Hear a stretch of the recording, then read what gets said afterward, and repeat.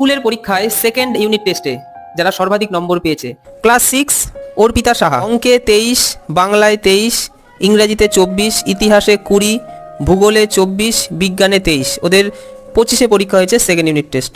সৃজনী দাস, বাংলায় 24, ইংরেজিতে 21, অঙ্কে 23, পরিবেশে 23, ইতিহাসে 23, ভূগোলে 23, সংস্কৃতে 22, প্রত্যেকটি পরীক্ষা 25-এ ওদের হয়েছে। ক্লাস 8 তন্ময় চন্দ্র দাস, বাংলায় পেয়েছে 21, অঙ্কে 22, ইংরেজিতে 21, ইতিহাসে 19.5, ভূগোলে 24, বিজ্ঞানে 18, সংস্কৃতে 24, ওদের 25-এ পরীক্ষা হয়েছে সেকেন্ড ইউনিট টেস্ট।